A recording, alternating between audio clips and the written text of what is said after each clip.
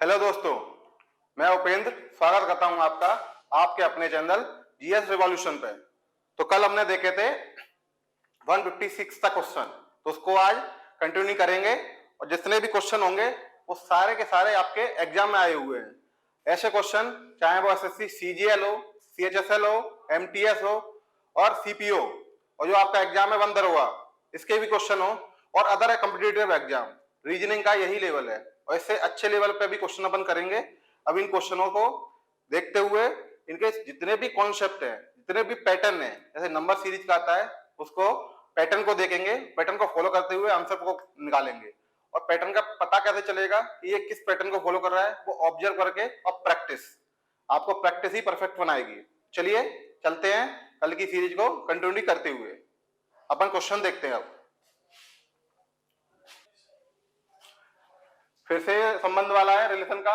एक लड़की का परिचय देते हुए विपिन ने कहा, वह मेरे पिता की बहन की मां के इकलौते बेटे की बेटी है। तो विपिन का उस लड़की से क्या संबंध है? तो इस क्वेश्चन को भी देखते हैं, ऐसे फ्लो डायग्राम बना के ही आगे चलेंगे। अपन लड़की का परिचय देते हुए विपिन ने कहा, मतलब विपिन बोल रहे हैं वह मेरे पिता की बहन की मां के इकलौते बेटे की बेटी है। यानी कि विपिन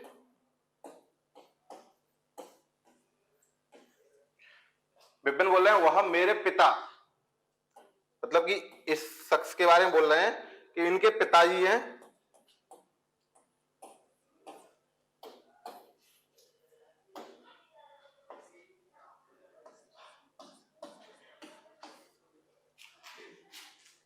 वह मेरे पिता की बहन, इनके पिता की बहन यानी कि विपिन की बुआ जी, बहन की माँ यानी कि इनकी बुआएं और इनकी माता जी होंगी, इनकी दादी होंगी विपिन की, यानी कि इनकी माँ है वो विपिन की होंगी कौन? दादी। ये विपिन के रेस्पेक्ट में बता रहा हूं मैं। विपिन की दादी हुई माँ के इकलौते बेटे। अब इनकी दादी है, इनके इकलौते बेटे हैं, यानी कि इनके पिता ही होंगे। अगर इनके दो बेटे होते तो इनके चाचा हो सकते थे, ताऊ जी हो सकते थे, बट इकलौते हैं यानी कि इनके पिता ही होंगे। इकलौते बेटे की बेटी, इकलौते बेटे की बेटी यानी इनकी बेटी विपिन की कौन लगेंगी? वो विपिन के पिताजी की बेटी कौन लगेंगी? विपिन के पिताजी की बेटी विपिन की कौन लगेंगी? जाहिर है दोनों के पिताजी हैं वो एक ही है, तो ये भाई बहन लगेंगे। तो विपिन का उनसे क्या संबंध होगा? भाई का संबंध होगा। समझ गए?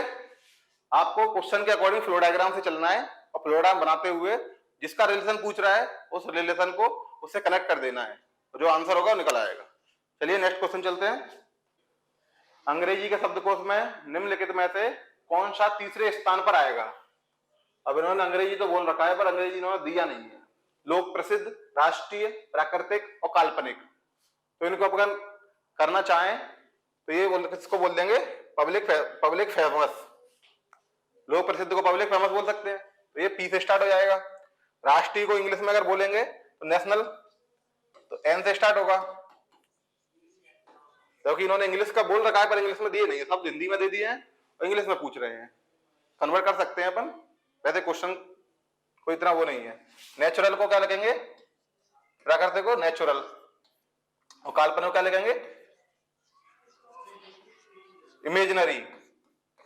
तो इसमें देखते हैं ये PUBLIC पब्लिक फेमस, तो पी से स्टार्ट हो रहा है, तो ये एक वर्ड है जो पी से स्टार्ट हो रहा है। दो है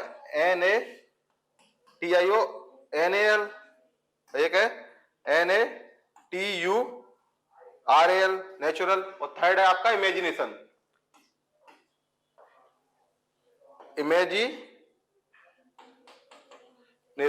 ये है पब्लिक। तो पब्लिक है तो इसमें सबसे पहले अल्फाबेट के थ्रू कौन आएगा? इमेजिनेशन आएगा, तो इसको अपन नंबर 1 दे देते हैं। ये फर्स्ट पे आएगा। सेकंड पे कौन आएगा? पी और एन में से सेकंड पे आएगा एन, क्योंकि इसका होता है 16 और एन का होता है आपका 14 नंबर, तो ये एन आएगा। अब एन में NAT तक तो सेम है, इसमें आई आ रहा है, इसमें यू आ रहा है, तो इसमें आई फर्स्ट पे आ जाएगा, पहले आ जाएगा यू से। ये आई का 9 होता है, यू का 21 होता है। इसको अपन सेकंड नंबर देते हैं, इसको थर्ड दे देते हैं, और इसको फोर्थ दे देते हैं, ये इसका ऑर्डर रहेगा। तो क्या पूछ रहा है, थर्ड स्थान पे कौन आएगा, तीसरे स्थान पे कौन आएगा, नेचुरल, जिसको क्या बोला इन्होंने हिंदी में, प्राकृतिक। तो आपका प्राकृतिक क्वेश्चनों का आंसर हो जाएगा। नेक्स्ट क्वेश्चन चलते हैं। नेक्स्ट क्वेश्चन फिर से है कोडिंग डिकोडिंग का। आपको अल्फाबेट्स याद होने चाहिए, ऐसे क्वेश्चन बहुत सारे आते हैं, इसलिए अल्फाबेट्स को आप याद कर लीजिए। क्या पूछा इन्होंने, एक शब्द दिया है जिसको मीनिंग बताया, तो इन्होंने एक और दिया उसका मतलब पूछा है। तो जैसे अपन लिख लेंगे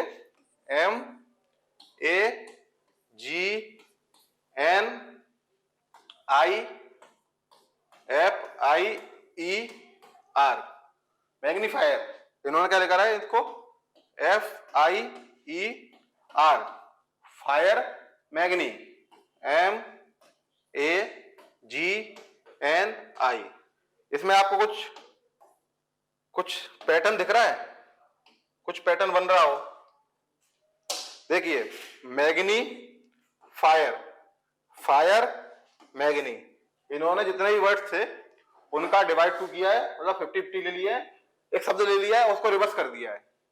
कैसे, एप को यहां ले आए, सेकंड थर्ड फोर्थ, एम को इधर ले आए, third first second third fourth, और ये फिफ्थ, आई इधर आ जाएगा इनका। तो शुरू के 5 को लास्ट में ले गए, फिर लास्ट के 4 को स्टार्टिंग में ले आए। इस हिसाब से जो पूछा है TRANSIENT,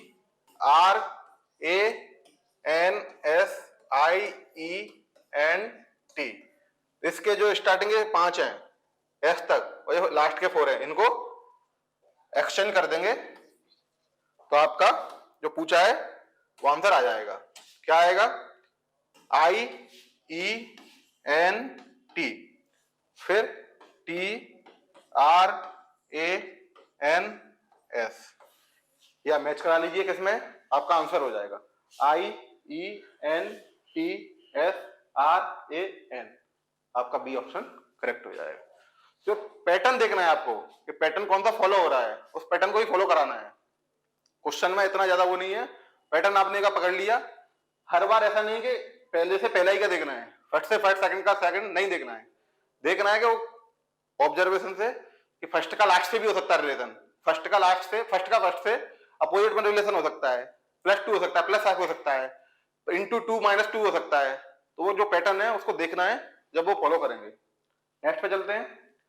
फिर से कोडिंग डिकोडिंग का है, तो इन्होंने बोला है हेड को 1336 लिख सकते हैं, हायर को ये लिख सकते हैं, राइट को ये लिख सकते हैं, तो DARE को क्या लिख सकते हैं, तो हम देख लेते हैं। DARE में क्या आ रहा है, DARE,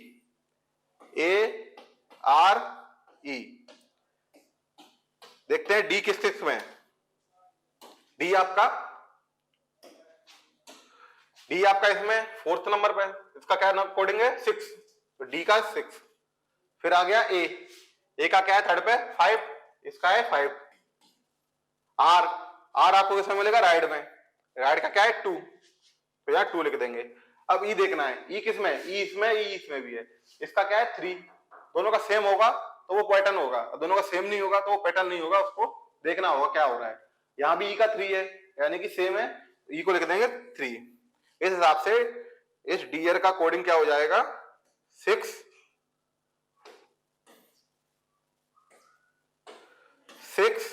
5 2 3, ये आपका हो जाएगा डीयर का कोडिंग। 6 5 2 3 किसमें, ऑप्शन ए में। इस हिसाब से आपको आंसर मिल जाएगा। तो सेम पैटर्न फॉलो करना है, कोई मैं बार बार बोल रहा हूं, पैटर्न और जो कोडिंग डिकोडिंग दी है उसके हिसाब से, और जो क्वेश्चन पूछा है उसका जवाब दे देंगे। नेक्स्ट चलते हैं। नेक्स्ट रेशियो का है ये क्वेश्चन, कॉन्सेप्चुअल होते हैं। जो आपको मैंने बताया था कि आप एक्स मान के कर सकते हो, बट यहाँ एक्स मान के नहीं कर सकते, यहाँ भी एक पैटर्न फॉलो हो रहा है उस रेशियो में, तो उस पैटर्न को अपने को देखना है, उस हिसाब से आप आंसर निकालोगे। ये बोल रहे हैं 10 का रिलेशन है 105 से, तो 18 का रिलेशन क्या होगा 105, तो आपका 18 का रिलेशन क्या होगा,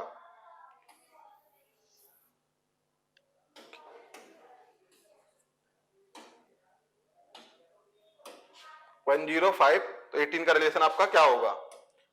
तो इसका देखेंगे इससे इसका क्या रिलेशन बन रहा है, कुछ समझ में आ रहा है। ये इसका 10 टाइम्स है और उसमें 5 ऐड कर दिया है, मतलब 5 ही ऐड किया है या इसका हाफ ऐड किया है। 10 का 5 होता है और एक 5 एडिशन होता है। दोनों को देखते हैं। 10 इंटू 10 प्लस 5, ये कितना हुआ 105। इसके हिसाब से इसका भी देखते हैं। 18 इंटू 18 प्लस 5, 18 इंटू 80 कितना होता है 324 प्लस 5 यानी 329। ये आंसर में है कोई ऑप्शन में? ये ऑप्शन में नहीं है, यानी कि पैटर्न ये नहीं बोल रहा है। पैटर्न क्या बोल रहा है? इस 5 को आप सही से देखिए, ये 5 है क्या? ये 5 है 10 का हाफ। 5 एडिशन नहीं है, एडिशन है पर वो 5 के रेस्पेक्ट में नहीं है एडिशन। ये 5 10 का हाफ है, यानी कि 10 के हाफ को ऐड करना है आपको। तो 10 के हाफ को इधर ऐड करें, जो नंबर है उसके आपको करेंगे। तो यहां नंबर क्या था 18, 18 के हिसाब से इसके आपको ऐड करना चाहिए था। तो देखते हैं इसके आपसे आ रहा है क्या ऑप्शन में। 18 इंटू 18 प्लस 18 का आप कितना होगा 9, तो 9 ये आपका कितना हो जाएगा 18 इंटू 80 324 प्लस 9 कितना आ गया 330।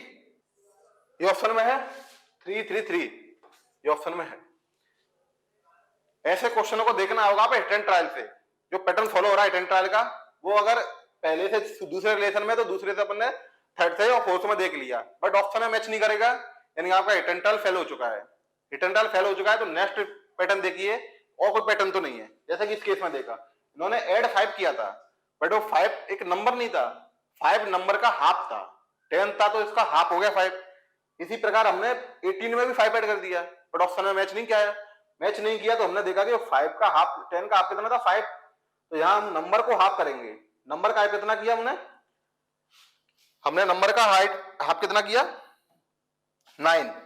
यहां नंबर का हाफ करके उसको ऐड किया तो अपने को ऑप्शन में मिल गया, यानी कि ये जो पैटर्न था ये फॉलो कर रहा था। इस हिसाब से हमारा आंसर हो जाएगा। इस हिसाब से सारे रेशियो के क्वेश्चन करने हैं। आगे क्वेश्चन और आएंगे, उनको भी एक पैटर्न देखेंगे, आपके रेशियो के सारे क्वेश्चन सॉल्व इसी तरीके से हो जाएंगे। चलिए नेक्स्ट पे चलते हैं। ये बोल रहे हैं दिए गए शब्द के अक्षरों का प्रयोग करते हुए शब्दों को बनाया जा सकता है। शब्द में प्रत्येक अक्षर जिसके जितनी बार यूज हुआ है।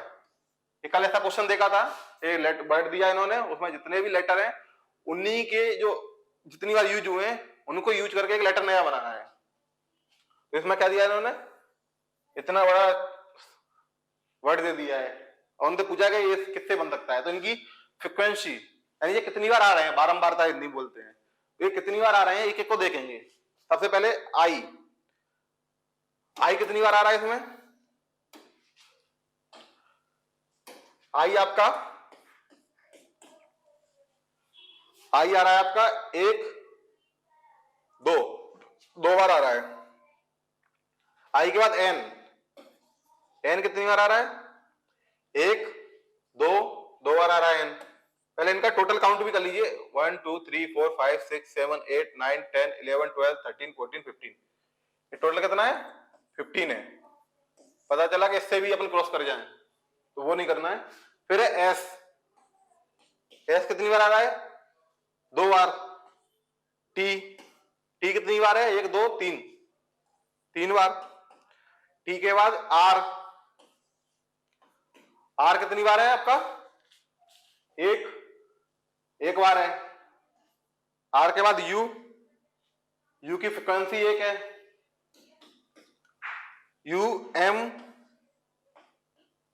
एम की फ्रिक्वेंसी 1 है। एम के बाद ई की फ्रिक्वेंसी 1। एन की 2 ले ली अपन ने। टी की ले ली ए की कितनी है 1। एल की 1, आई की 2 है, ले ली एस की फ्रिक्वेंसी भी पहले लिख चुके हैं अपन, एस की 2 है, एस की नहीं लिखेंगे हम। एस के बाद टी की भी नहीं लिखेंगे। अब इसको काउंट कर लेते हैं, टोटल 15 ही है क्या 2 4 6 9 10 11 12 13 14 15, मतलब कि टोटल ये 15 है। अब क्वेश्चन के हिसाब से चलते हैं, कहां जाना है, क्या पूछा है। इसमें देखते हैं आई कितनी बार है, इसमें 1 बार है, अपने पास 2 है, कोई बात नहीं, एक यूज हो सकता है, एक्स्ट्रा ना हो। कम हो यूज चलेगा, वो एक्स्ट्रा होगा तो कहां से लेके आएंगे, वो ना हो। आई एक बार है, एन आपका एक बार है, एस आपके अपने पास 2 बार है पर इनका एक है, टी है, आर है, यू भी अपने पास सी है, सी तो अपने पास है ही नहीं, ये ऑप्शन वाले सी में सी को एक्स्ट्रा ले आए हैं, इसलिए इनसे नया शब्द ए वाला नहीं बनाया जा सकता। नेक्स्ट पे देखते हैं। नेक्स्ट इनका टी है, A L I S M, M अपने पास है, एम अपने पास है, एम अपने पास है, तो ये चल जाएगा, ए बी है एन बी है, तो ये वाला ऑप्शन बन जाएगा। अगला देख रहे हैं, E N T R U S T, E है अपने पास, ई है, एन है, टी, टी भी है, 2 बार है अपने पास टी, आर एक बार है, एस अपने पास 2 बार है और टी एक बार है, टी इन्होंने लेकर रखा है, इसमें भी देखा है, एन ए इन्होंने 2 बार ले रखा है, जबकि अपने पास है कितना, एक बार, इन्होंने कितना बार ले रखा है, 1 और 2, इन्होंने ए को 2 बार ले रखा है क्योंकि अपने पास एक ही है, तो एक्स्ट्रा कहां से लेके आए, तो अपना इनसे शब्द नहीं बन सकता, तो ये भी ऑप्शन काट दिया जाएगा। इन्होंने की फ्रीक्वेंसी बढ़ा दी, इसमें देखते हैं, E N T R U S T, E है, एन है एक बार, टी है 2 बार, आर एक बार है, यू एस टी है, ये बन जाएगा वर्ड, यानी आंसर अपना यही हो जाएगा। बट इसको भी देख लेते हैं, M E T R E, इन्होंने बोला है कि ई इनके पास 2 है, वर्ड तो है पर इनके पास फ्रीक्वेंसी ज्यादा है, एक्स्ट्रा पता नहीं कहां से लेके आए हैं, और जो बाहर से लेके आएगा उसको हम आंसर कंसीडर नहीं करेंगे क्वेश्चन के हिसाब से, तो ये अपना आंसर हो जाएगा सी। जिस हिसाब से आपकी फ्रीक्वेंसी देखनी है, कितनी बार ये आ रहा है, और जो ऑप्शन में उन्होंने कितनी बार यूज किया है, उससे ज्यादा एक्स्ट्रा बार यूज किया है तो ऑप्शन का नहीं होगा, उससे कम किया है तो हो जाएगा, और जितना है उतना किया है वो भी आपका सही हो जाएगा। चलिए नेक्स्ट पे चलते हैं। नेक्स्ट फिर से रेशियो का है, ये सिंपल रेशियो है, इसको कैसे करेंगे, 6 का रिलेशन 18 से किस प्रकार है, उसी हिसाब से 5 का रिलेशन पूछा है, तो 6 का 18 से किस प्रकार से आपको रिलेशन लग रहा है, 6 का 18 से लग रहा है कि अपने 6 में 30 का मल्टीप्लाई कर दिया है तो आपको 180 मिल चुका है, इस हिसाब से देखेंगे 5 में अगर हम 30 का मल्टीप्लाई करते हैं तो अपने को ऑप्शन में कुछ है 150 मिल रहा है, वो ऑप्शन में है क्या, ऑप्शन में है, तो अपना ऑप्शन डी करेक्ट हो जाएगा। देख रहे हैं आपको पैटर्न क्या है, अगर ऑप्शन में नहीं होता तो दूसरा एटेंटाइल लगाते कि 6 का 5 टाइम्स अपने मल्टीप्लाई किया है, यहाँ भी 5 का 5 टाइम्स मल्टीप्लाई करते, 5 का 5 टाइम मल्टीप्लाई करते तो वो ऑप्शन आ जाता अपना। ऐसे ही देखना है कि क्या पैटर्न फॉलो कर रहा है। ठीक है, चलते हैं नेक्स्ट पे। फिर से रिलेशन का है, जो लास्ट क्वेश्चन था उस हिसाब से 23 का 69 से क्या रिलेशन है, 23 का 69 से 23 मल्टीप्लाई बाय 3 करते हैं तो ये 69 आ जाएगा। तो ये पूछा है 27, इसमें भी 3 से मल्टीप्लाई करके अपन आंसर निकालते हैं, ऑप्शन में मैच करता है तो ठीक है, नहीं तो अगला ऑप्शन देखेंगे, अगली चीज देखेंगे, तो इसका मल्टीप्लाई करेंगे तो आ जाएगा 81। 81 ऑप्शन में है, ऑप्शन में है तो ये आपका करेक्ट हो जाएगा, और आंसर आपका बी हो जाएगा। रिटर्न ट्रायल करना है इसमें। नेक्स्ट चलते हैं। नेक्स्ट में इन्होंने बोला है ये एक्सचेंज का एक इक्वेशन दे देंगे, प्लस माइनस सारे सिंबल्स और सारे नंबर यूज करके, फिर बोलेंगे कि इसको इससे एक्सचेंज करते हैं तो क्या रिजल्ट आएगा, और रिजल्ट दे दिया है तो बोलेंगे करेक्ट है या इनकरेक्ट है। तो जिस हिसाब से पूछ रहे हैं उस हिसाब से अपन फॉलो करते हैं। 120 क्वेश्चन है, 120 माइनस 4 ब्रैकेट डिवाइडेड 5, इनका पूछा इन्होंने कि इसका मान क्या आएगा, वैल्यू इसकी क्या आएगी। इसमें सबसे पहले जो कल अपन ने देखे थे एक फॉर्मूला बॉड मास का, BOD MAS, बॉड मास अपन ने देखा था फॉर्मूला। ऐसे क्वेश्चन में यही यूज होना है। बी का आपको पता ही था, ब्रैकेट है, उसको देख रहे हैं ब्रैकेट है तो सबसे पहले ब्रैकेट को सॉल्व करेंगे, उसके बाद ऑफ आ जाता है, उसको सॉल्व करेंगे, फिर डिवाइड, मल्टीप्लाई, एडिशन, सब्ट्रैक्शन। तो इस बॉड मास के फॉर्मूले से एक क्वेश्चन को सॉल्व करेंगे जो दी है। चलिए चलते हैं, और इससे पहले देख लेते हैं इन्होंने क्या किया है। इन्होंने बोला है कि डिवाइडेड को माइनस से बदला जाता है, ये डिवाइड को इन्होंने माइनस से बदला है, तो एलएचएस में संख्या 5 और 4 को भी बदला है, तो क्या आएगा? क्वेश्चन के साथ चलते हैं। सबसे पहले 120 को इन्होंने छेड़ा है, 120 माइनस को डिवाइड से रिप्लेस किया है, 4 को 5 से किया है, तो 4 की जगह 5 आ गया, ब्रैकेट माइनस डिवाइड की जगह माइनस आ गया, 4 की जगह 5 की जगह 4 आ गया। इसको सॉल्व करेंगे ब्रैकेट के अंदर वाले पार्ट को, तो 120 से 5 का डिवाइड करेंगे तो 24 आएगा, ब्रैकेट में -4 आएगा। इसको सॉल्व करेंगे तो 24 में से 4 को माइनस करेंगे तो आपका आ जाएगा 20। ये आपका हो जाएगा आंसर, जो उन्होंने इतना एक्सचेंज करवा किया है। ये आपका आंसर हो जाएगा ऑप्शन ए। जो क्वेश्चन बोल रहा है इक्वेशन, सबसे पहले आप इक्वेशन लिखिए जो दी गई है, उसके हिसाब से उन्होंने जिसको एक्सचेंज किया है, ए को बी से एक्सचेंज किया तो बी को ए से एक्सचेंज किया है, ये डिफॉल्ट है, बोला नहीं जाता इसमें। बदला बोला कि इसको इससे बदला किया है तो उसको उससे बदला किया होगा। तो आप क्वेश्चन को फॉलो कीजिए और इक्वेशन पुट कीजिए, और ये बोर्ड मास फॉर्मूला, इसके थ्रू जाइए आप और अपना आंसर निकालिए। ठीक है, नेक्स्ट चलते हैं। नेक्स्ट है पैराग्राफ का है, जिसमें 4 क्वेश्चन है। उन्होंने एक सोसाइटी के बारे में बताया है। इस सोसाइटी में 200 परिवार है, परिवार के इन परिवारों में से 70 के पास एक कार है। ऐसे क्वेश्चनों को वेन आरेख से करते हैं, डायग्राम बनाएंगे, डायग्राम के थ्रू करेंगे, डायरेक्ट आंसर मिल जाएगा। ऐसे क्वेश्चन बनाएंगे तो टाइम लगेगा। डायग्राम बनाते हैं हम, कार का एक डायग्राम बनाएंगे और इसमें दूसरा पूछा है बाइक का, तो कार का और बाइक का दोनों का डायग्राम बना के इस क्वेश्चन को सोल्व करेंगे। क्योंकि ऐसा एक ही क्वेश्चन नहीं है, ऐसे 4 क्वेश्चन है, तो चारों एक डायग्राम से हो जाएंगे, झट से देखते हुए जो पूछा है उस हिसाब से। चलते हैं। एक सोसाइटी है, ये सोसाइटी है, इस सोसाइटी में 200 परिवार है, यानी कि इसमें 200 परिवार है। अब बोला है इन्होंने इन परिवारों में से 70 के पास एक कार है, तो कार का हम एक अलग से बॉक्स बना लेंगे, सर्कल बना लेंगे। फिर बोल रहे हैं इनके पास कितने 70 कार है, ठीक है 70 है। नेक्स्ट, कोई बाइक नहीं है, लेकिन कोई बाइक नहीं है इनके पास, यानी कि 70 है जो कार ही कार है, इनके पास बाइक नहीं है। तो ये वाले इंटरसेक्शन होते हैं ना, ये नहीं लगेंगे, ये कॉमन के होते हैं, इनके पास कुछ ये भी है ये भी है, तो इनका हो जाएगा ये वाला सिस्टम। लेकिन कोई बाइक नहीं है। दूसरा बोला 50 परिवारों के पास एक बाइक है और एक कार है। 50 परिवारों के पास एक बाइक है एक कार है, मतलब कि बाइक और कार का ये दोनों का ये बनाएंगे हम। इसको दूसरे पेन से बनाते हैं।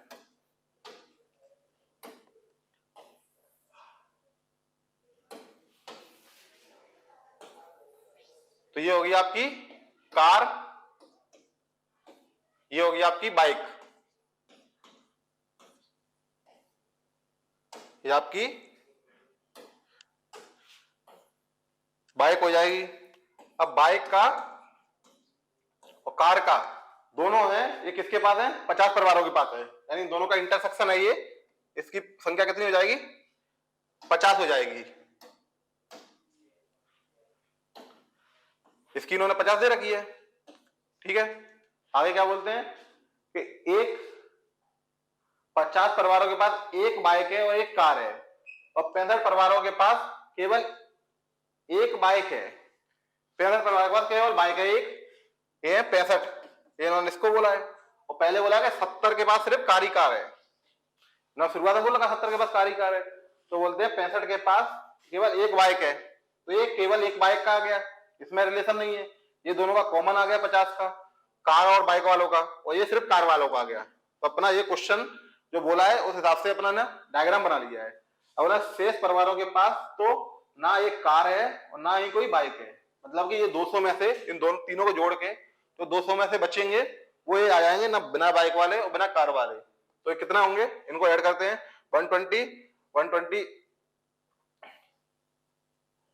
120 और 16, यानी कि हो गया 185।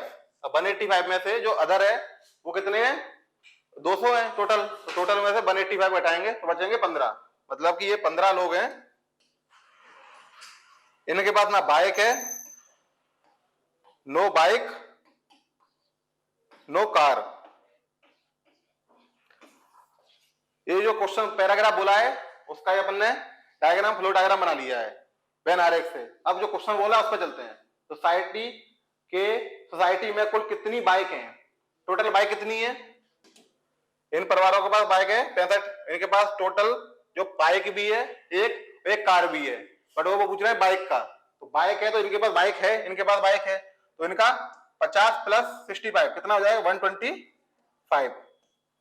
ये 125 कितने हैं, ये बाइक वाले हैं लोग। तो क्वेश्चन क्या पूछा है, हाउस में कुल कितनी बाइक है, कुल कितनी बाइक है 125 बाइक है। तो ये आपका हो जाएगा सही जवाब 125 सही हो जाएगा। नेक्स्ट पे चलते हैं, इसको देखते रहना, ये नेक्स्ट क्वेश्चन में यूज होगा। नेक्स्ट क्वेश्चन में क्या पूछा है, उन परिवारों के बीच अनुपात क्या है जिनके पास केवल एक बाइक है और जिनके पास कोई वाहन नहीं है। जिनके पास कोई वाहन नहीं, ऐसे भी कुछ लोग बचे थे जिनकी संख्या कितनी थी, और ये बोला जिनके पास केवल एक वाहन है। तो ये अपना था लास्ट, ये 15 परिवार हैं जिनके पास नो मीन्स कुछ भी नहीं है, मतलब कि 15 लोग हो गए, रेशियो पूछा है ना, 15 लोग ये हो गए, और जिनके पास सिर्फ एक ही वाहन है, एक वाहन है, यानी कि ये 70 है, इनके पास ही एक वाहन है, 70 65 है, इसका भी एक वाहन है इनके पास है, और जबकि ये 50 है, इनके पास दो वाहन है, एक बाइक है और एक कार है। इन्होंने सिंगल का पूछा है तो सिंगल का इन दोनों को ऐड कर लेंगे, इन दोनों सॉल्व ऐड करेंगे तो 70 प्लस 65, और जो बिना वाहन वाले हैं वो कितने हैं 15। इन्हीं का इन्होंने रेशियो पूछा है, जिनके पास एक वाहन है और जिनके पास कोई वाहन नहीं है, इन दोनों का रेशियो पूछा है। इन दोनों का रेशियो कितना आ जाएगा 135 डिवाइडेड बाय 15। अब इसको आप सॉल्व करेंगे, इसको सॉल्व करने के बाद जो आंसर आएगा वही आप, ये जो आएगा जो उसी वही आपका आंसर हो जाएगा। तो 15 का 135 से डिवाइड करेंगे तो आ जाएगा आपका 9, यानी कि 9 डिवाइडेड बाय 1। कितना रेशियो आ गया अपना 9:1, 9:1, सी आपका आंसर हो जाएगा। जो बोल रहा है वो देखते जाओ, डायग्राम अपना वही बना हुआ है, उसी से सारा काम होगा। नेक्स्ट क्वेश्चन भी उसी से होगा। नेक्स्ट क्वेश्चन देखते हैं इसका, ये बोला बाइक की तुलना में हाउसिंग सोसाइटी में कितनी कारें अधिक हैं। मतलब ये बोल रहे हैं कि जो बाइक है और जो कार है उनके बीच में डिफरेंस क्या है, नंबर ऑफ क्वांटिटी का डिफरेंस, आइटम्स का डिफरेंस। बाइक है और कार है, देखते हैं उसमें कितना था, 70 बाइक थी, 70 कार थी और 65 बाइक थी, ये थी इंडिविजुअल। पर 50 परिवार रहते हैं जिनके पास एक बाइक है और एक कार है, यानी टोटल यहां से कार देखेंगे तो कार एक टोटल का हो जाएगा, कितना हो गया टोटल कार 70 प्लस 50, 70 प्लस 50 है मतलब 120, और टोटल बाइक कितनी हो जाएंगी 65 प्लस 50 यानी कि हो जाएगा 135, यानी कि टोटल कार हुई आपकी 120 और टोटल बाइक हुई 135, 50 प्लस 135 हो जाएंगे। अब इन दोनों के बीच में आपने पूछा है डिफरेंस कि बाइक कार से कितनी ज्यादा है, कितनी ज्यादा है, मतलब कि डिफरेंस पूछना चाह रहे हैं। तो हम डिफरेंस इनका दोनों का देखेंगे, कितना डिफरेंस होता है इसका, इनका डिफरेंस होता है आपका 15। जो क्वेश्चन ने पूछा है कि कार कितनी अधिक है, मतलब कि बाइक से कार कितनी अधिक है 15 अधिक है, डिफरेंस आ जाएगा अपना 15, आपका आंसर हो जाएगा। नेक्स्ट चलते हैं, नेक्स्ट क्या पूछ रहे हैं, कितने परिवारों के पास कम से कम एक वाहन है, कम से कम एक वाहन है। ये क्वेश्चन अच्छा है। एक होता है ओनली वन व्हीकल अवेलेबल, यानी किसी की कम से कम नहीं, किसी के पास एक ही वाहन है। फिर दूसरा ऑप्शन आता है कम से कम एक वाहन है, फिर आता है ज्यादा से ज्यादा एक वाहन है। ज्यादा से ज्यादा मतलब कि इससे ज्यादा ना हो, ऐसे लोग हैं जिनके पास नहीं है वो भी इसमें काउंट हो जाएंगे, जिनके पास एक है वो भी काउंट हो जाएंगे ज्यादा से ज्यादा में। और एग्जैक्ट पूछा तो एग्जैक्ट का तो नंबर है ही, इन्होंने पूछा कम से कम। कम से कम का मतलब है जिनके पास कम से कम एक होना चाहिए, जिनके पास दो है वो भी इसमें इंक्लूडेड है और दो से ज्यादा है वो भी इंक्लूडेड है। तो बोले कितने परिवार है जिनके पास कम से कम एक वाहन है, तो अपने पास इस पर दो ऑप्शन होंगे, जिनके पास एक वाहन, जिनके पास एक वाहन है उसको अपन लेना है, और जिसके पास दो वाहन है उनको भी लेना है, जिनके पास तीन वाहन है उनको भी लेना है। पर अभी अपने क्वेश्चन के हिसाब से तीसरा वाहन नहीं है, इसमें कार और बाइक है, तो जिसके पास एक वाहन है उसको लेंगे और जिसके पास दो वाहन है उसको लेंगे। उस हिसाब से अपन देखेंगे क्या आंसर अपना आएगा। तो क्या बोले थे, डायग्राम अपने पुराने वाले डायग्राम पे जाएंगे, इन कार कितनी है, कितने परिवारों के पास है, 120 के पास कार है, कम से कम एक वाहन है, दो भी हो तो इतने 70 परिवार है इनके पास, ओनली कार ही कार है। और 65 परिवार है इनके पास है बाइक। 73 और 65 कितने होते हैं, 120, 135। 135 है ऐसे जिनके पास एक वाहन है, और 50 ऐसे जिनके पास दो वाहन है। यानी कि एक वाहन वाले कितने लोग हैं, 135, और दो वाहन वाले कितने हैं, 50। इन्होंने बोला है कम से कम एक तो होना चाहिए, कम से कम एक हो, ज्यादा से ज्यादा तो कितने भी हो, तो इन दोनों को अपन ऐड कर देंगे। ऐड कर देंगे तो कितना आ जाएगा अपना, 135 प्लस 15 यानी 185। ये इतने ऐसे पर लोग 185 परिवार ऐसे हैं जिनके पास कम से कम एक वाहन है, तो अपना हो जाएगा आंसर 185। इसका एक अल्टरनेटिव और है, जो 2 सेकंड का क्वेश्चन है, 2 सेकंड में आप इस क्वेश्चन को कर लो। अल्टरनेटिव देखते हैं क्या अल्टरनेटिव है इसका। इसका अल्टरनेटिव है आपका कि बोला है कम से कम एक वाहन हो, दो वाहन है इस क्वेश्चन में टोटल, तो इसमें अपन दूसरे अपोजिट से आएंगे। एक कम से कम एक वाहन में बोल रहे हैं, हम बोल रहे हैं ज्यादा से ज्यादा एक वाहन भी ना हो किसी के पास, मतलब ऐसे कितने परिवार जिनके पास वाहन नहीं है, तो टोटल है उनमें से हम उनको घटा देंगे ना, तो जिनके पास कम से कम एक वाहन वाला निकल आएगा। रिवर्स सोचते हैं कि कम से कम, ये बोल रहे हैं कम से कम एक होना चाहिए, यानी कि जो बचेंगे वो कौन होंगे, जिनके पास वाहन ही नहीं है, और जो वाहन ही नहीं है उनको हम टोटल से घटा देंगे, उसमें जो निकल के आएगा वो निकल के आएगा जिनके पास कम से कम एक वाहन है, मिनिमम एक वाहन उनके पास है। यानी कि टोटल कितना है, 200। इसमें से हम उनको घटा दें जिनके पास एक भी वाहन नहीं है। एक ही वाहन ऐसे कितने लोग थे, हमने डायग्राम से देखा था, कितने लोग थे, कितने परिवार थे उसमें, 15 परिवार थे। 15 परिवार थे जिनको हम माइनस कर देंगे तो हमारा कम से कम एक वाहन वाला निकल आएगा। 200 में से 15 जाएंगे तो 185। ये आपका डायरेक्ट जो क्वेश्चन पूछा है वो आपका डायरेक्ट आंसर हो जाएगा 185, जो हमने पहले निकाला था, एक प्रोसेस से निकाला था, और ये आपका direct just reverse equation follow की, देख चुके हैं। इस हिसाब से आप डायरेक्ट आंसर भी निकाल सकते हैं एक लाइन में, ज्यादा से ज्यादा 2 से 3 सेकंड में। चलिए नेक्स्ट क्वेश्चन चलते हैं। नेक्स्ट क्वेश्चन फिर से एक पैराग्राफ का है, उसमें उन्होंने वेन डायग्राम दे रखा है, और जो क्वेश्चन पूछा है, जो मैं इस टाइप का मैंने कल भी कराया था क्वेश्चन आपको, कल हमने देखा था जैसे पेन डायग्राम था। जो पूछ रहा है उसको देखिए कि किस किस के बारे में पूछ रहा है, और जो नंबर आए उस नंबर को आप आंसर में दे दीजिए। देखते हैं क्या बोल रहे हैं। बैन आरेख इस हाई स्कूल के पसंदीदा विषयों में दिखाता है।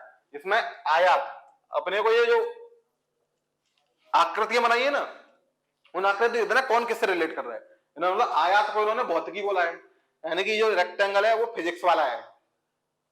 ये रेक्टेंगल है, ये कौन है, फिजिक्स, भौतिकी, भौतिकी का है। जो भौतिकी पूछेंगे तो उसमें अपन रेक्टेंगल यूज करेंगे। फिर है वृत्त, वृत्त मतलब सर्कल, सर्कल अंग्रेजी को रिप्रेजेंट करता है। सर्कल कहां है, ये है इंग्लिश। अब आ गया बचा एक ट्राइंगल, इन्होंने बोला ट्राइंगल गणित को करता है, यानी कि मैथ, मैथ को करता है। तीनों को देख लिया, अब जो क्वेश्चन बोल रहा है उस पर चलते हैं। कितने छात्र सभी तीनों विषयों को पसंद करते हैं, यानी कि ऐसे कितने स्टूडेंट हैं जो मैथ, फिजिक्स और इंग्लिश तीनों विषयों को पसंद करते हैं, यानी कि तीनों का कॉमन होना चाहिए। तो इस डायग्राम के हिसाब से सर्कल, ट्राइंगल और रेक्टेंगल, इनमें सबसे कॉमन क्या दिख रहा है आपको, ये ओनली सर्कल में आ रहा है, ये सर्कल और ट्राइंगल में आ रहे हैं, सर्कल और रेक्टेंगल में आ रहे हैं पर ट्राइंगल में नहीं आ रहे। जैसे ये 9, ये ट्राइंगल में आ रहे हैं और रेक्टेंगल में आ रहे हैं, पर सर्कल में नहीं आ रहे। तो एक ऐसा आदमी दिख रहा है, एक ऐसा नंबर दिख रहा है 11, जो ट्राइंगल में भी है, सर्कल में भी है और रेक्टेंगल में भी है। तो ये तीनों की पसंद होगी। ऐसे स्टूडेंट कितने हैं, 11, जो तीनों को पसंद करते हैं। हम क्वेश्चन के हिसाब से उसका जवाब देंगे और आंसर अपना सी हो जाएगा। नेक्स्ट चलते हैं। नेक्स्ट क्या है, इन्होंने पूछा कितने विद्यार्थी भौतिकी और गणित दोनों पसंद करते हैं। क्वेश्चन को ढंग से पढ़ना, दोनों को पसंद करते हैं, तीनों को पसंद नहीं करते, एक को नहीं करते, दोनों को पसंद करते हैं। अपना भौतिकी क्या था, ये भौतिकी वाला था, ये गणित का था, और ये आपका इंग्लिश का था। तो ये इंग्लिश वाले से टच नहीं होना चाहिए। जो क्वेश्चन पूछा है ना, उनको इंग्लिश को नहीं पता है, वो सिर्फ गणित और भौतिकी दो ही को जानते हैं। ऐसे कितने लोग हैं जो ट्रायंगल है और रेक्टेंगल है दोनों में आ रहे हैं, जो कि सर्कल में ना है, क्योंकि उन्होंने बोला सिर्फ दोनों को ही पसंद करते हैं। अंग्रेजी का इनसे कोई वास्ता नहीं है, दोनों को पसंद करते हैं। ऐसे कितने हैं? एक ही दिख रहा है, एक ही दिख रहा है ना, जो ट्रायंगल में भी है रेक्टेंगल में भी है। 11 है, वो भी ट्रायंगल रेक्टेंगल में, बट वो सर्कल में भी है। सर्कल में नहीं रखना है, इन दोनों को ही रखना है। इसके हिसाब से कितने हो जाएंगे स्टूडेंट? 9 हो जाएंगे, जो भौतिकी को और गणित दोनों को पसंद करते हैं। अपना आंसर हो जाएगा 9। नेक्स्ट चलते हैं। क्वेश्चन को देखो जो पूछ रहा है उस हिसाब से निकालना है, ज्यादा अपना दिमाग नहीं लगाना है। कम से कम अंग्रेजी को भी ये पसंद कर लें। क्वेश्चन ने बोला सिर्फ दो ही को पसंद करना है, तो अंग्रेजी को अपने को एक्स्ट्रा नहीं डालना है। ये पूछा कितने छात्र दिए गए विषयों में से केवल एक ही पसंद करते हैं। ये बोला सिर्फ एक ही, दो नहीं हो। और दो नहीं हो तो उसमें ट्रायंगल और रेक्टेंगल इन दोनों का कॉमन ना हो, ट्रायंगल और सर्कल का कॉमन ना हो, और सर्कल और रेक्टेंगल का कॉमन ना हो। तो सबसे पहले हम देखते हैं एक ऐसा दो आंसर है इसके, दो सॉल्यूशन है। एक ऐसा देख लीजिए कि वो अकेले अकेले वाले हैं, उनको ऐड करके लिख दीजिए, या ऐसा घटा दीजिए तो दो को यूज करते हैं या 3 को यूज करते हैं। जो लास्ट टाइम देखा था कम से कम एक वाला, टोटल में से घटा दोगे तो कम से कम एक वाला निकल आएगा। तो हम पहला देखते हैं कि ये है 27, ये सर्कल वाले हैं, यानी ये अंग्रेजी को प्रिपेयर करते हैं। 24 है, ये ट्रायंगल वाले हैं। ये ट्रायंगल किसका था? गणित का था। ये मैथ वाले हैं। ये 21 है, ये किसके हैं? भौतिकी फिजिक्स वाले हैं। तो ये 3 ही है जो सिर्फ सिंगल वाले हैं। 18 है, ये इंग्लिश भी है इनके पास और फिजिक्स भी है। 9 है, इनके पास मैथ है और फिजिक्स भी है। और 19 है, इनके पास इंग्लिश है और मैथ भी है। और ये 11 है, ये तो और बड़े वाले हैं, ये तो तीनों को पसंद करते हैं, मैथ, इंग्लिश और फिजिक्स। तो अपन इनको हटा देंगे, इसको नहीं लेंगे, सॉरी। ये अपना ऑप्शन में आंसर में आएगा, ये आएगा और ये आएगा। ये तीनों का जो एडिशन होगा ना वो अपना आ जाएगा। कितना है? 27 प्लस 21 प्लस 24। ये ऐसे लोग हैं जो सिर्फ एक ही सब्जेक्ट को पसंद करते हैं। तो एक ही सब्जेक्ट को कितने लोग हो जाएंगे? 4 5 12 6 7 72, यानी 72 स्टूडेंट हैं जो केवल एक ही सब्जेक्ट को पसंद करते हैं। यानी आंसर हो जाएगा अपना डी। जो क्वेश्चन बोला उसके हिसाब से चल रहे हैं। 2 को करेंगे, पिछला क्वेश्चन था उसमें 2 बोला था तो हमने 2 को लिया। इससे पहले था जो 3 करते हैं हमने 3 लिया। इन्होंने पूछा इस बार इंडिविजुअल किया है, इंडिविजुअल का देख लिया। नेक्स्ट क्या बोल रहे हैं? नेक्स्ट है इनका, कितने विद्यार्थी दिए गए विषयों में से कम 2। जो क्वेश्चन देखा था अपन ने लास्ट पैराग्राफ में, उन्होंने बोला कम से कम एक वाहन होना चाहिए, और यहाँ बोला कम से कम 2। कम से कम 2 मतलब कि 2 हो और 2 से ज्यादा हो। 3 4 5 जितने भी है टोटल वो हो। बट अपने पास सब्जेक्ट कितने हैं? 3। अब तो अपने काम की चीज क्या है? ये 2 ही है। 2 का प्लस 3 का एडिशन करना है, जिनके पास 2 सब्जेक्ट है और जिनके पास 3 सब्जेक्ट है। ऐसे कितने लोग हैं? ऐसे हैं 19 है जो 2 पसंद करते हैं, 18 है ये भी 2 पसंद करते हैं, और 9 है ये 2 पसंद करते हैं। तो हम 2 को लिख लेंगे। पहले हमने लिखा 2 वाला 19 प्लस 18 प्लस 9, फिर लिखेंगे हम 3 वाला, इसको ऐड ही करना है टोटल निकालने के लिए। 3 वाला कितना है? 3 वाला एक ही है जो 11 है, तो इसको भी ऐड कर देंगे। उन्होंने बोला कम से कम 2, यानी 2 या 2 से ज्यादा। 2 को भी इंक्लूड करना, 2 से ज्यादा को भी करना है। तो 2 के बाद आएगा 3, 3 का कितना? 11। अब सबको ऐड कर लेंगे, 19 18 9, ये कितना होता है? 28 36 46 प्लस 11 कितना आ जाएगा? 57। 57 आपका मैच कर रहा है, बी ऑप्शन। ऐसे क्वेश्चन को आपको गौर देना है, ये मिनिमम पे, कम से कम पे। ऐसा नहीं है कि उन्होंने कम से कम 2 बोला था, आप 2 विषयों को लेके आ गए और आंसर निकाला अपन ने। आंसर आ गया 46। 2 ऑप्शन के हिसाब से आंसर 46 आएगा। आपको मिलेगा, आपको लगेगा ये ऑप्शन में कोई आंसर दे रखा है, हम इसको टिक कर देते हैं। पर जल्दीबाजी नहीं करनी है। अरे बोलता 2 ही विषय पसंद करते हैं तो हमारा आंसर होगा 46। पर उन्होंने बोला है कि कम से कम 2 करते हैं, कम से कम करते हैं, तो यानी 2 भी हैं 3 भी है, अगर 4 सब्जेक्ट होते तो 4 भी लेते, जितने सब्जेक्ट होते लास्ट तक वो सारे लेते हम 2 से ज्यादा में, 2 को भी लेते 2 से ज्यादा में। तो हमको क्वेश्चन को ढंग से पढ़ना है, उसके हिसाब से आंसर कर देना है। तो ऑप्शन में आपको मिल जाएगा आपके हिसाब का, बट वो आपको करेक्ट नहीं होगा, आपको करेक्ट वही होगा जो उन्होंने क्वेश्चन पूछा है। नेक्स्ट चलते हैं। नेक्स्ट है इनका एक फिर से वो सिटिंग अरेंजमेंट वाला क्वेश्चन है। ये सिटिंग अरेंजमेंट में जो क्वेश्चन बोल रहा है वो फॉलो करते जाओ और आंसर निकाल लोगे। क्या बोल रहे हैं, 6 इमारत है L M N X Y Z एक वृत्त के केंद्र की ओर बैठे हुए हैं। वृत्त मतलब एक राउंड टेबल है, एक राउंड टेबल पे लोग बैठे हुए हैं, 6 लोग हैं। अब क्या बोला, प्रत्येक इमारत दूसरे के बिल्कुल विपरीत है, मतलब कि एक दूसरे के विपरीत में, एक यहां है तो एक इस कॉर्नर पे होगा, एक इधर है तो एक इधर होगा। 6 तो 6 को अच्छे से अरेंज करने के लिए एक को इधर बिठाते हैं तो इनका अपोजिट हो जाएगा यहां, और एक को इधर बिठाते हैं एक हो जाएगा इनका अपोजिट है यहाँ। ये 6 लोग बैठे हुए हैं और अपने को नहीं पता L M N X Y Z ये कहाँ कहाँ है। हमने इनकी सीटें फिक्स कर रखी हैं इमारतों की। अब देखते हैं क्या बोल रहे हैं, ये दूसरे के विपरीत है। बिल्डिंग X M के या Z के ठीक बगल में नहीं है, मतलब ये बोल रहे हैं कि बिल्डिंग X है ना जो, वो M और Z के ठीक बगल में नहीं है। तो हम देखते हैं X को हम बोलते हैं यहाँ है X, तो M और N यहाँ नहीं आएगा, M एंड N इसको क्रॉस करते तो यहाँ नहीं आएगा ना, M और N यहाँ आएगा। ठीक है, आगे क्या बोल रहे हैं, बिल्डिंग M का निर्माण बिल्डिंग Y के ठीक दाईं ओर हुआ है, मतलब कि बिल्डिंग M है ना, बिल्डिंग M कहाँ है, इनके दाईं ओर किसका हुआ है, Y के ठीक दाईं ओर हुआ है। अब Y कहाँ में रखेंगे, Y को मान लेते हैं यहां। इन्होंने क्वेश्चन में बोला है कि ये सारे के सारे लोग सेंटर की तरफ मुंह करके बैठे हैं, मतलब कि इनका और इनका लेफ्ट राइट अलग अलग हुआ, इस चीज का ध्यान रखना है आपको। तो M का निर्माण बिल्डिंग Y के ठीक बगल में दाईं ओर हुआ है, यानी Y यहां मानेंगे तो M को अपन को यहां मानना पड़ेगा, जो कि पहले बोला M इधर है ही नहीं, M इधर नहीं है तो Y को हम यहां नहीं मान सकते। तो Y को कहां मान सकते हैं, Y को चलो हम यहां मान लेते हैं, यहां Y को हटा देते हैं, ये जंक्शन चल रहा है। अब Y को यहां मानेंगे तो M को यहां मानना पड़ेगा, जो कि क्वेश्चन ने बोला है उस हिसाब से यहां मान सकते हैं। नेक्स्ट क्या बोल रहे हैं, बिल्डिंग N बिल्डिंग M के ठीक विपरीत है, और बिल्डिंग N और M इसके विपरीत क्या हो जाएगा, ये हो जाएगा, यानी कि ए जंक्शन भी सही नहीं है, इस जंक्शन को भी अपन बैक करेंगे।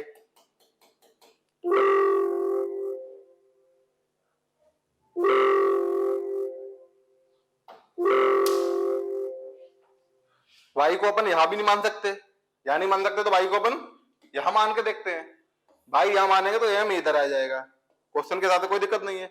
और इसके जस्ट अपोजिट में कौन आ जाएगा, इसके जस्ट अपोजिट में ये बोल रहे हैं N आ जाएगा, बट M और N यहां नहीं आ सकते हैं, तो ये भी इंटरवल सही नहीं है, तो Y को कहीं और शिफ्ट करना पड़ेगा। कहां, इस Y को शिफ्ट करते हैं हम इधर, शिफ्ट कर लेते हैं, Y को इधर करेंगे तो Y का राइट आएगा, वो आ जाएगा X के यहाँ, बट यहाँ X ऑलरेडी बैठा हुआ है, इसका मतलब है Y को हम ऐसी जगह फिट करेंगे जहां M और N इसके पास में हो, राइट में, जस्ट राइट में हो, और जो कि X से जो बोला है इनका बगल का ना हो M और N वो भी ना हो। ये नेक्स्ट बोला है N बिल्डिंग M के ठीक विपरीत है, और L जो कि बिल्डिंग X के ठीक विपरीत है, तो इनको L को हम यहां बिठा देते हैं। इन्होंने बोला है L को कि X के विपरीत बिठा देंगे, बिठा दिया कि L को X के विपरीत ठीक बिठा दिया है कि ठीक दाएं और बिल्डिंग Z है, L जो कि बिल्डिंग X के ठीक विपरीत है कि L के दाएं में कौन है, Z, L के दाएं कौन होगा ये, तो L का दाएं यहां से Y को हटा दे देंगे, ये आपकी यहां जगह नहीं है, यहां आ जाएगा कौन, Z, यहां इनका Z आ गया। अब Z के बाद विपरीत Z है, तो कौन सी बिल्डिंग Z के ठीक दाईं ओर होगी, तो बोला कि यहां कौन होगा, हमने भाई एजम्प किया था, तो इसको हटा देते हैं जंक्शन को, यहां तक आ चुका है। अपने पास कौन कौन सी चीजें रखने के लिए है, Y M और एन, ये तीनों को नहीं बिठा पाए हैं, इन तीनों को और बिठाना है। इन तीनों को बिठाने के लिए एक जगह 2 3 या 3 जगह, तो फिर से इनके पे चलते हैं। बिल्डिंग एक्स विपरीत एम या जेड के ठीक बगल में नहीं है, ठीक है। एम का निर्माण बिल्डिंग वाई के ठीक दाईं ओर हुआ है। एम का निर्माण है जो बिल्डिंग वाई के दाईं ओर हुआ है, तो यहां एम को ले लेंगे,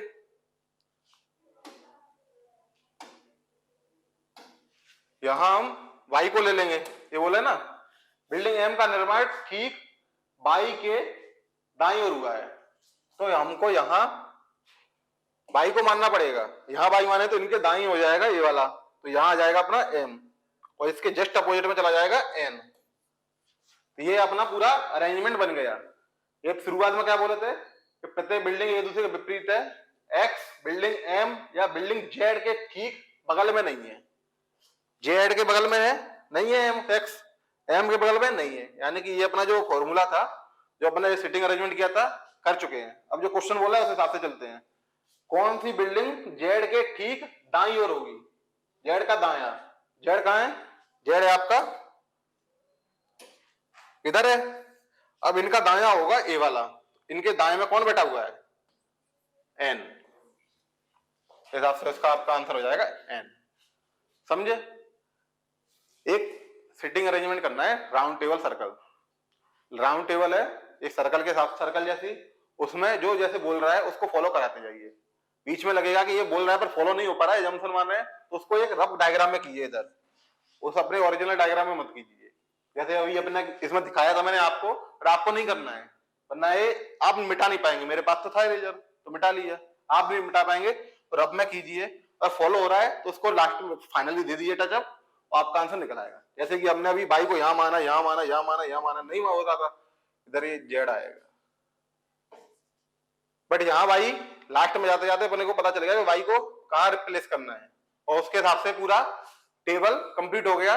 और जो क्वेश्चन पूछा था उन्होंने जेड के दाएं कौन है, तो डायरेक्ट हम जेड के दाएं एन बता सकते हैं। अब क्वेश्चन में कुछ भी पूछे वो, जेड के दाएं पूछा था एन है, एन के दाएं कौन है? एक्स है, एक्स के विपरीत कौन है? एल है, जेड के विपरीत कौन है? वाई है। तो अब क्वेश्चन कुछ भी पूछे इससे रिलेटेड, इस क्वेश्चन में कुछ भी पूछे किसी से रिलेटेड, इनकी पोजीशन कौन सी है हम डायरेक्ट बता सकते हैं। तो ऐसे क्वेश्चनों में पैराग्राफ भी बनेगा, तो आप ये बनाने के बाद 4-5 क्वेश्चन आसानी से कर लेंगे जो भी पैराग्राफ में होंगे। 5 आते हैं, 4 आते हैं कभी, तो उसको आप कर लेंगे एक ही क्वेश्चन, एक ही सिटिंग अरेंजमेंट से। पर ये बना लिया आपने तो आप कर लोगे, ये नहीं बनाया तो वो 4 क्वेश्चन आप छोड़ दोगे। चलिए नेक्स्ट चलते हैं। सॉरी, ये बोल रहे हैं एक शब्द दिया हुआ है, इससे कौन सा शब्द बनाया जा सकता है। तो फिर से वही है फ्रिक्वेंसी का, बारंबारता का। इसमें कितने वर्ड लेटर कितनी बार यूज हुए हैं, उसके हिसाब से जो ऑप्शन है उनका जवाब देना है। तो फिर से अपन वही काम करेंगे, किसकी फ्रिक्वेंसी कितनी है, किस लेटर की। एफ की फ्रिक्वेंसी कितनी है?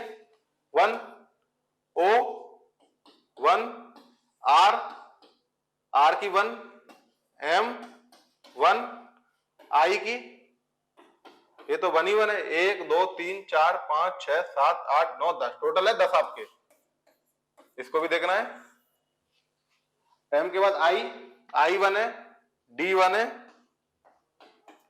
बी 1 है, एल 1 है, ई 1 है, सब 1 1 1 है, मतलब 10 लेटर है, उनसे बनाना है। तो देखते हैं इसमें कोई रिपीट तो नहीं हो रहा।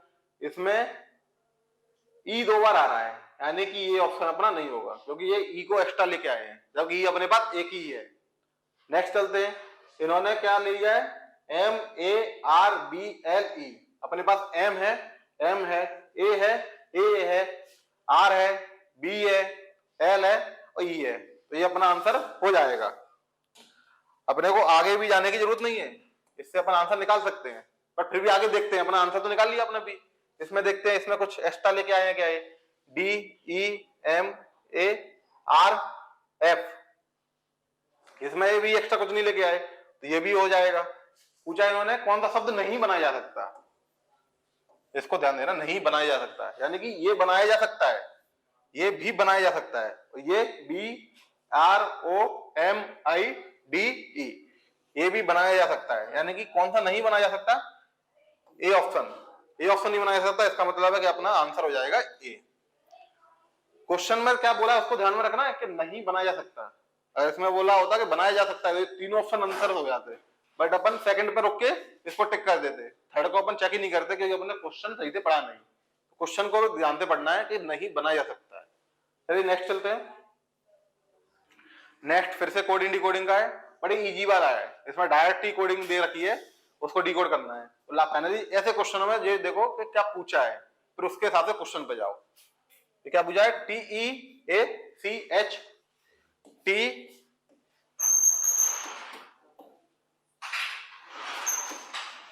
TEACH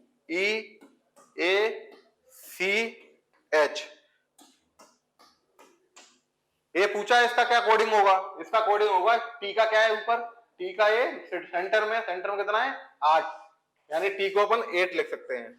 फिर आ जाएगा ई को, ई कहां मिलेगा अपने को, ई मिलेगा अपने को मिनट में, ई लास्ट में, लास्ट का क्या है 7, ई को 7 लिखेंगे।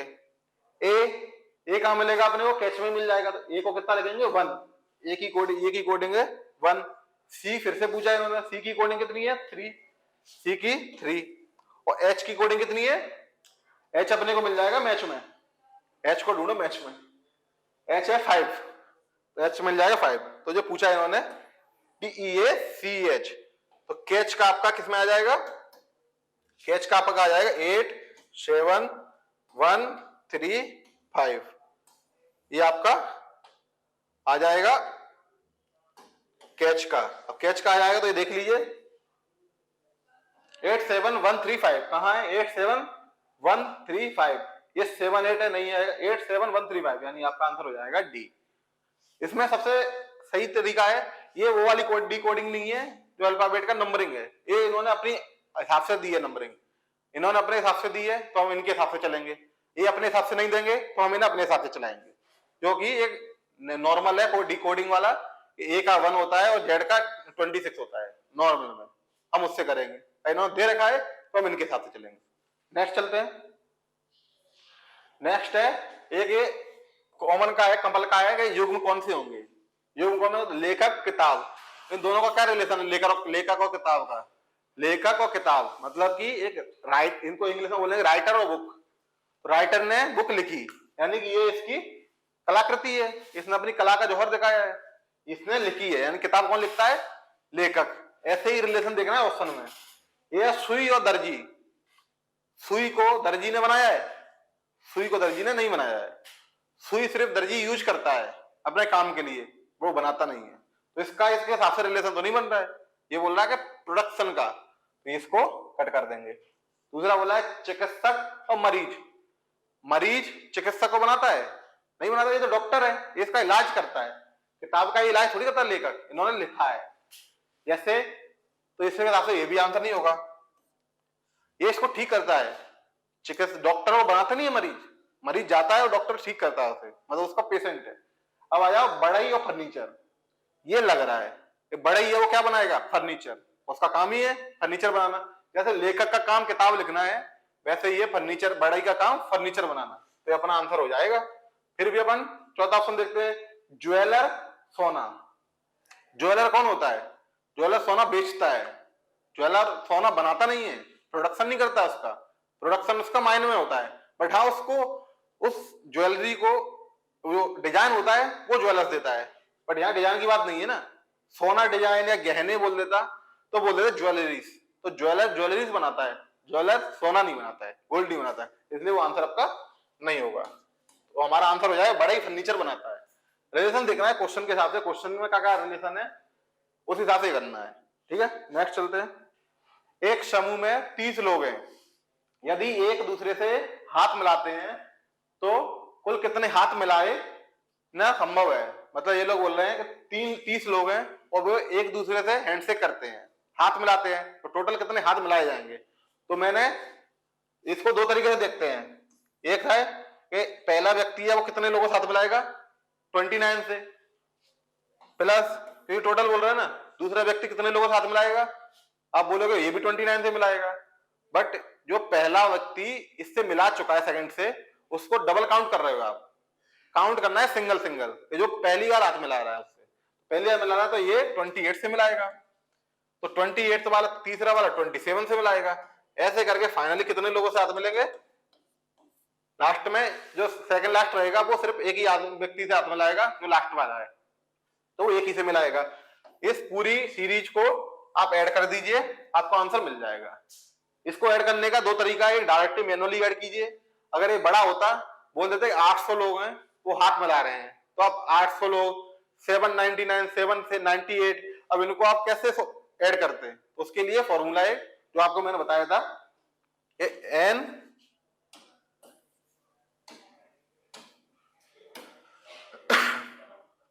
n divided by 2 2a plus n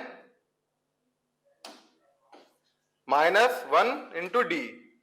इसमें अपना क्या था? n नंबर ऑफ व्यक्ति थे, या नंबर ऑफ नंबर्स, या नंबर ऑफ स्टेप। जो पद है वो है n, ए स्टार्टिंग का है जो पहला नंबर है, n बताइए दे डी एन का बीच का डिफरेंस। तो हम इसमें पुट करेंगे, पुट करके हम सॉल्व करेंगे, क्या आता है? n कितना है अपना टोटल 1 से 29 तक, n अपना 29 डिवाइडेड बाय 2 2 a कितना है? पहला नंबर है 1, यानी कि 2 मल्टीप्लाई बाय 1 कितना आएगा? 1 प्लस n कितना है? 29, n 29 है, उसमें से 1 माइनस करेंगे यानी 28, और d क्या है? Difference between two conjugative numbers.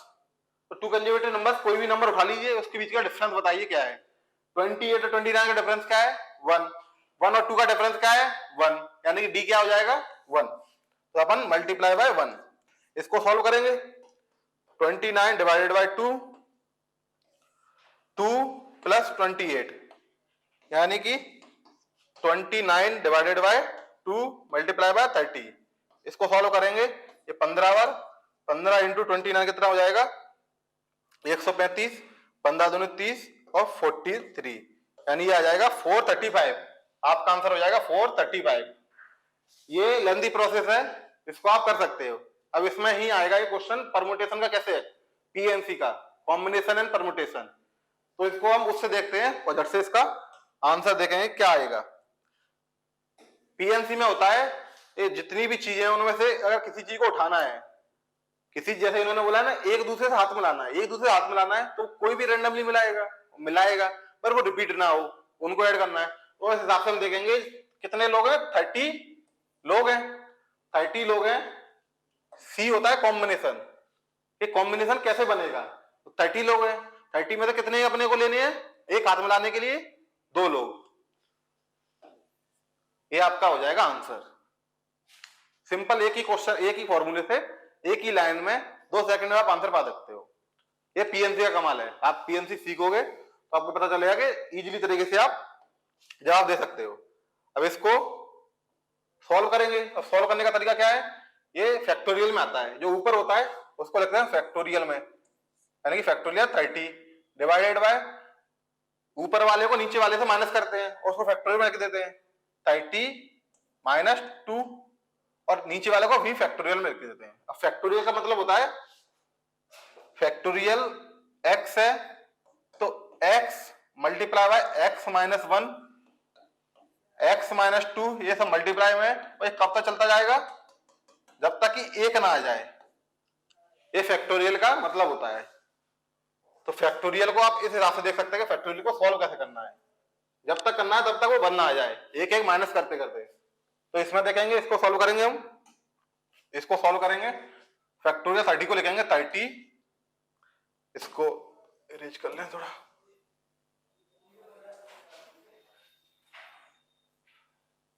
आप नोट करते जाइए। और ये अल्टरनेट मेथड है।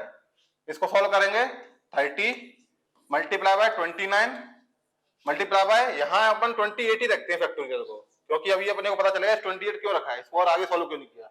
ये 30 फैक्टोरियल 2 है ना, इसको कितना हो जाएगा? 30 में से 2 जाएगा, फैक्टोरियल के अंदर है 2 ही, तो 30 में से 2 माइनस होगा, कितना होगा? 28। तो ये 28 फैक्टोरियल में, और 2 को फैक्टोरियल को सॉल्व कर लेते हैं। एंड 2 को कैसे होंगे? 2 मल्टीप्लाई बाय 2 माइनस 1 कितना होता है? 1, और फिर करेंगे 1 माइनस 1 0, पर 0 को अपन को लेकर नहीं है, अपन को फाइनल कहां तक जाना है? 1 तक ही जाना है, यानी कि ये 1 तक आ गया। अब इसको सॉल्व कर लेंगे। फैक्टोरियल 28 से फैक्टोरियल 28 माइनस हो जाएगा, ये सॉल्व होके आ जाएगा 30 multiply by 29 divided by 2 into 1 कितना होता है 2, यानी कि ये 15 बढ़ गया, 15 इंटू 29 कितना होता है आपका 435, तो आपका आंसर आ जाएगा 435, ये आपका हो जाएगा करेक्ट आंसर, जो कि 435 हमने पहले ही चेक कर लिया है। दोनों फॉर्मूले दोनों तरीके से के लिए आप किसी भी तरीके से कर सकते हैं। अगर छोटा नंबर है तो पहले बताया उससे कर सकते हैं, आप झट से ऐड कर लोगे, और बड़ा नंबर है तो आप इसी से ही करना होगा, और छोटा है तो इससे और भी जल्दी हो जाएगा। तो आप इसको याद कीजिए, ये ऐसे होता है ए सी बी, ए नंबर है टोटल, इसमें से कितनों को अपने चूज किया है, कितने लोगों का चयन किया है वो यहाँ है, और उसका कॉम्बिनेशन बनाना है। इनका भी तो कॉम्बिनेशन ही बनाना था, हाथ मिला रहे हैं जो कि रिपीट ना हो। अगर बोला कि रिपीट हो रहे हैं तो जितने लोग रिपीट हो रहे हैं उनका उससे डिवाइड कर देंगे, पर इस अरेंजमेंट में अपने को रिपीट नहीं किया इसलिए नहीं डिवाइड किया। अगर बोलते कि 30 लोग हैं पर उसमें से 2 जुड़वा हैं और जुड़वा को हम रिपीट मानेंगे तो हम 2 से डिवाइड कर देते, क्योंकि वो जुड़वा है पता नहीं चलता हम किसने किससे हाथ मिला लिया, वो रिपीट भी कर सकता है। इसलिए क्वेश्चन में बोला है रिपीट का तो उससे डिवाइड करेंगे, रिपीट का नहीं बोला है तो डिवाइड नहीं करेंगे। नेक्स्ट क्वेश्चन देखते हैं। ये बोल रहा है एक वर्ड दिया है, इसमें बोला है पुनरावृत्ति अनुमित नहीं है, मतलब रिपीटेशन नहीं होना चाहिए, ये इन्होंने बोल रखा है। पहले मैंने बोला था ना लास्ट में, ये उन्होंने बोला है रिपीटेशन तो करो, नहीं बोला है तो मत करो। इन्होंने बोला नहीं होनी चाहिए, तो इससे 3 अक्षर वाले अर्थपूर्ण और बिना अर्थपूर्ण, अब यहां दिमाग नहीं लगाना कि अर्थ तो समझ में ही नहीं आ रहा जो लिखा है। उन्होंने बोला अर्थ निकल रहा हो तो ठीक है, नहीं निकल रहा हो तो ठीक है। तो इससे कितने शब्द बनाए जा सकते हैं, तो इससे हम कितने लेटर है इसमें, 1 2 3 4 5 6 7 8 9 10 लेटर है इसमें, तो हमने देखा 10। इसमें से कितने बनाने हैं, 3 के बनाने हैं, तो हम लिख लेंगे 3। अब हम इसमें सी लगा देंगे, पर सी नहीं लगाएंगे, सी मतलब कॉम्बिनेशन, कॉम्बिनेशन नहीं लगाएंगे। क्यों? क्योंकि इन्होंने बोला है अर्थपूर्ण हो या ना हो, आपको सिर्फ बनाना है और रिपीटेशन नहीं करना है। हम इसमें अगर सी लगाते हैं तो फिर इन तीनों को भी तो वो कर सकते हैं अरेंज, जैसे मानो ए पी के, ये 3 अक्षर 3 लेटर का एक वर्ड है, ये तो लिख दिया, 3 से तो यही है ना, 3 उठाए 10 में से और बना दिया। बट अगर उन्होंने बोला अर्थ का मतलब नहीं है, तो मैं इसको ए के पी ए के ए पी पी ए के पी के ए, ये वर्ड भी तो लिख सकता हूं एक से। अभी आपने एक ही काउंट किया था, मैंने इतने सारे लिख दिए, इतने सारे लिख दिए, तो इसका मतलब होता है कि इसको और आप अरेंज कर लीजिए। तो आप पी से चलोगे तो इसको कर दोगे आप फैक्टोरियल 3 से मल्टीप्लाई, क्योंकि 3 लेटर को अरेंज करने का तरीका है 6 बार, और फैक्टोरियल 3 और नॉर्मल भाषा में बोले तो 6 बार होगा 3 लोगों को अरेंज करने का, जैसे कि 1 2 3 4 5 और एक छठा आ जाएगा ए के पी पी के पी ए कॉम्बिनेशन बन जाएगा। 3 लेटर से 6 अरेंजमेंट है, तो इस हिसाब से क्या बोल रहा है इसे फैक्टोरियल 3, यानी कि 3 मल्टीप्लाई बाय 2 मल्टीप्लाई बाय 1, यानी कि 3 अक्षरों को 6 बार अपन अरेंज कर सकते हैं। तो इस हिसाब से ये वाला ऑप्शन ए हो जाएगा। इसको सॉल्व करेंगे 10 factorial 10 upon factorial 10 minus 3 factorial 3 into factorial 3, तो फैक्टोरियल 3 से फैक्टोरियल 3 कट जाएगा। 10 को लिख देंगे 10 multiply by 9 multiply by 7 divided by factorial 7 multiply by यहाँ 8 आएगा,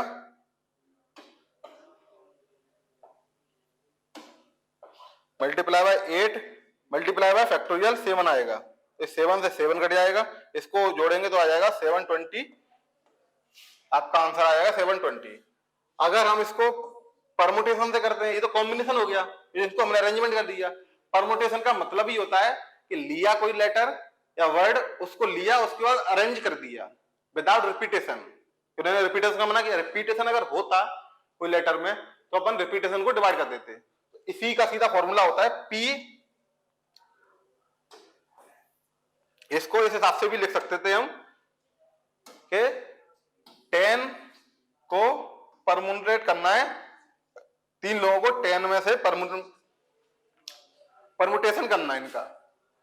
चुनना है और अरेंज करना है। परम्यूटेशन मतलब चुनो और अरेंज करो, कॉम्बिनेशन का सिर्फ चुनो, अरेंज नहीं करना मतलब होता है कि कितने लोगों से अरेंज कर, कितने तरीके से अरेंज है।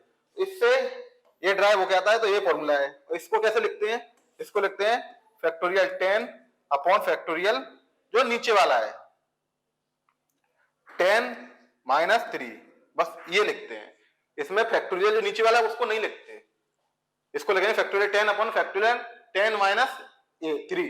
तो इस हिसाब से जो देखा था अपन ने कि पी और सी इनका आपस में क्या रिलेशन हुआ, तो इनका आपस में हुआ और एन सी ए लिखते हैं तो इसका मतलब होता है N P A divided by factorial ए।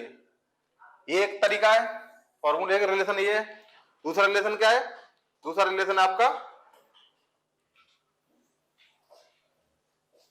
इसको इधर ले जाएंगे, इधर ले जाएंगे, दूसरा रिलेशन क्या आ जाएगा, दूसरा आ जाएगा आपका N C A factorial A equal to N P A. ये होता है पी और सी के बीच में रिलेशन, परम्यूटेशन और कॉम्बिनेशन के बीच में। परम्यूटेशन कॉम्बिनेशन आपको चैप्टर पढ़ाया जाएगा मैथ्स में, तो आपको डिटेल में बताया जाएगा। अभी मैं एक ओवरव्यू टाइप का दे रहा हूं कि परम्यूटेशन कॉम्बिनेशन ये क्वेश्चन से आपको समझ में आए, आगे पूरा वो होगा कॉन्सेप्ट, उसको आपको बहुत सारे क्वेश्चन कराए जाएंगे, उससे समझ में आएगा। तो हमारा रिलेशन ये होता है, और रिलेशन में इससे ये ड्राइव होता है और इससे ये ड्राइव होता है, सी वाले से 10C 3 से ये ड्राइव हो गया और 10P 3 से ये ड्राइव हो गया। फैक्टोरियल 10 जो ऊपर है, उसके बाद नीचे फैक्टोरियल 10 माइनस 3 इंटू फैक्टोरियल 3 नहीं करना है। ये कॉम्बिनेशन में होता है, ये कॉम्बिनेशन में होता है, ये परम्यूटेशन में नहीं होता है। इस हिसाब से आपका आंसर हो जाएगा 720 आपका आंसर हो जाएगा। तो ये क्वेश्चन था, मैंने सोचा कि इसको रख लिया जाए, ये पीएनसी से समझ में आ जाएगी थोड़ी बहुत, थोड़ा आपका कॉन्सेप्ट क्लियर होगा और ये आपको पता चलेगा कि ऐसे भी क्वेश्चन किए जा सकते हैं डायरेक्टली बिना ज्यादा एफर्ट्स लगाए। आपको पता है किस हिसाब से इसको अरेंज करना है, उस हिसाब से अरेंज कर सकते हैं। इसमें क्वेश्चन आते हैं कि एक बॉक्स है, उसमें बॉल रखी है लाल, पीली, हरी और नीली कलर की, तो नीले कलर की निकालने की प्रोबेबिलिटी क्या होगी। प्रोबेबिलिटी में पहले अपने को कॉम्बिनेशन बनाना पड़ेगा कि अगर नीली निकले उसके बाद में और बाकी भी निकला है तो कोई दिक्कत नहीं है, बट नीली को निकलना जरूरी है। नीली को निकलना जरूरी है तो पहले अपने को अरेंजमेंट करना पड़ेगा, अरेंजमेंट के बाद फिर अपने को उसका जो प्रोबेबिलिटी पूछा उस प्रोबेबिलिटी निकालनी पड़ेगी। जो मैथ्स में सीजीएल का टायर 2 में इस बार प्रोबेबिलिटी को ऐड किया है, तो उसके लिए आपको प्रोबेबिलिटी स्पेशली पढ़ाई जाएगी। उसका 1-2 लेक्चर होंगे, उस 1-2 लेक्चर को बेसिक से प्रोबेबिलिटी का देखेंगे और किस हिसाब से क्वेश्चन बन सकते हैं सीजीएल टायर 2 में, उसको आपको पढ़ाया जाएगा। तो चलिए खत्म करते हैं इसको, आपके क्वेश्चन सारे हो चुके हैं।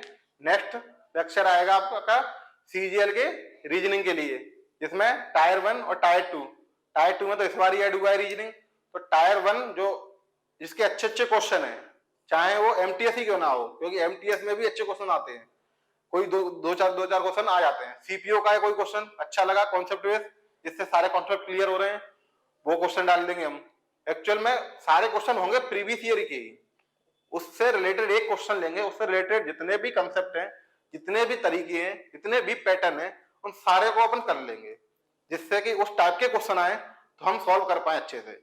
चलिए इसको अभी यही खत्म करते हैं, नेक्स्ट लेक्चर में मिलते हैं एसएससी सीजीएल के रीजनिंग के क्वेश्चन के साथ। तब तक के लिए थैंक यू।